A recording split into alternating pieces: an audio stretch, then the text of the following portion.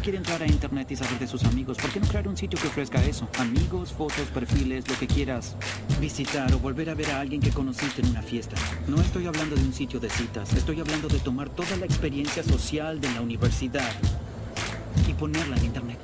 ¿El sitio tuvo 2.200 entradas en 2 horas? 22. ¿Qué? Fueron 22,000.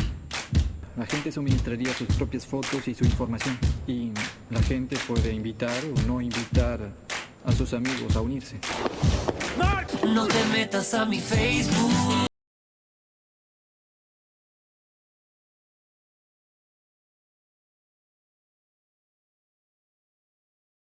What do you want to be when you grow up, Olivia? An astronaut.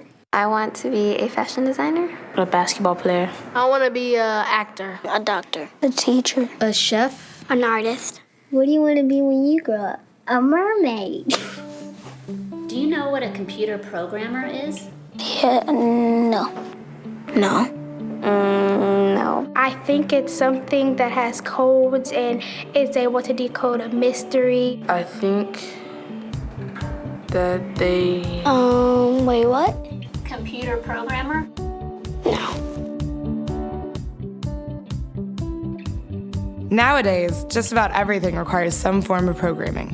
So, what is it? Programming is basically explaining to a computer what you want it to do for you. When you're programming, you're teaching possibly the stupidest thing in the entire universe, a computer, how to do something. Programming is one of the only things in the world that you can do where you can sit down and just make something completely new from scratch, you know, whatever you want. It's really not unlike kind of playing an instrument or something, or playing a sport. It starts out being very intimidating, but you kind of get the hang of it over time. Coding is something that can be learned, and I know it can be intimidating. A lot of things are intimidating, but you know, what isn't? A lot of the coding that people do is actually fairly simple. It's more about the process of breaking down problems than, you know, sort of coming up with complicated algorithms as people traditionally think about it. Well, if it's fairly simple, why aren't there more of us doing it? Over the next 10 years, there will be 1.4 million jobs in computer science, and only about 400,000 grads qualified for those jobs. That's a shortage of 1 million people. So, how do you start?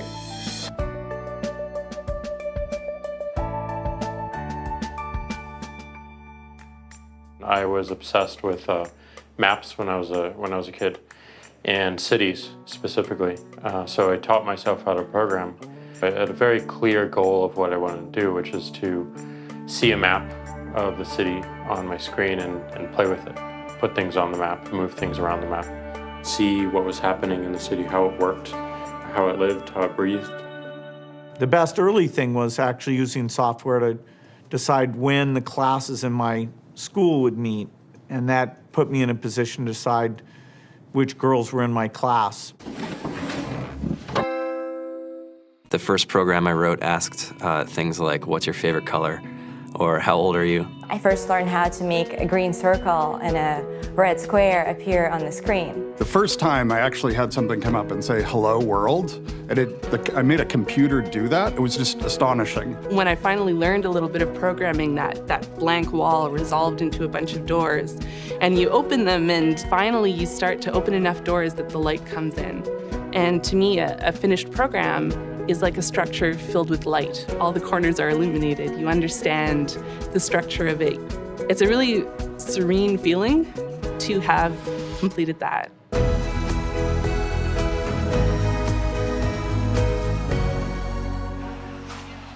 It took me some time to realize that creating things with your hands or creating code, creating programs, is just a different way to express creativity. I think right now there's a big emergence of the culture of making.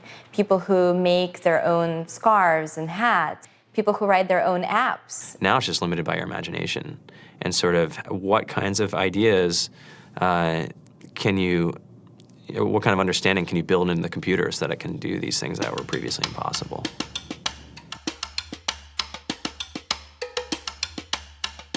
All great things are built in teams.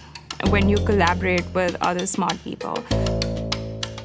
You're testing your ideas, you're stimulating each other. That's what makes us successful. It's not some flash of brilliance by somebody who then codes 24 hours a day for 3 weeks. It's what happened. The magic happens when we're all on the same page, collaborating and building something together.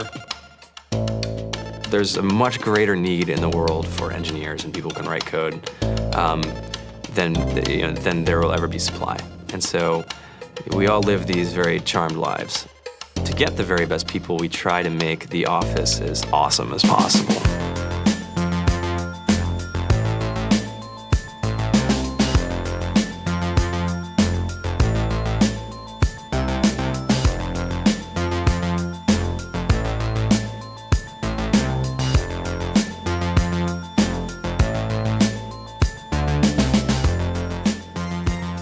We have a fantastic chef, Free food, breakfast, lunch, and dinner.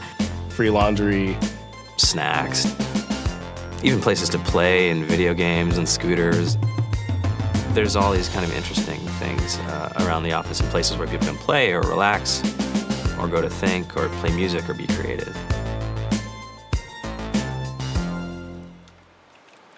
I went on the Bureau of Labor Statistics for the United States, and there's about a third of the pie that's all the things you would expect. It's they're working in the government, they're working in typical technology jobs, but then like the rest of the pie, and it was the majority of the pie, just split down into these little teeny slices of every industry imaginable. And what it is computers are everywhere. You want to work in agriculture? Do you want to work in entertainment? Do you want to work in manufacturing? It's just all over.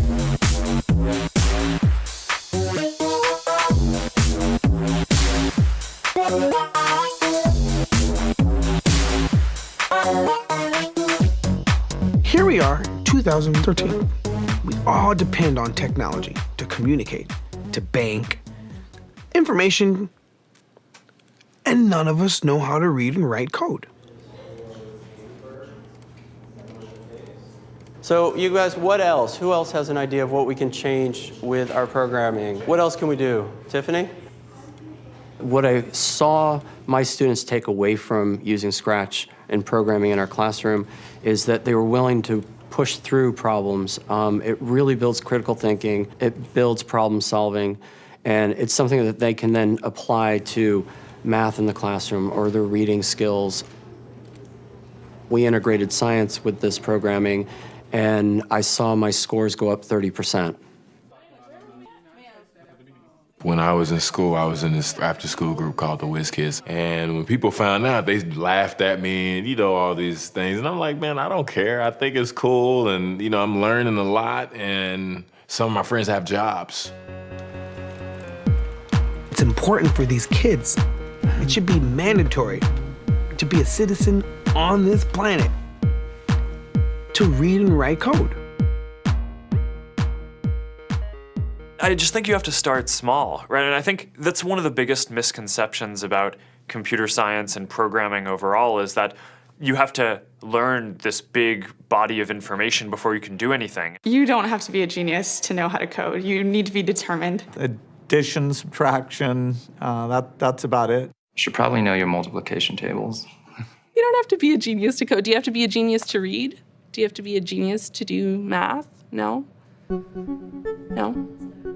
I think if someone had told me that software is really about humanity, that it's really about helping people by using computer technology, it would have changed my outlook a lot earlier. Whether you're trying to make a lot of money or whether you just want to change the world, computer programming is an incredibly empowering skill to learn. To be able to actually come up with an idea and then see it in your hands and then be able to press a button and have it be in millions of people's hands.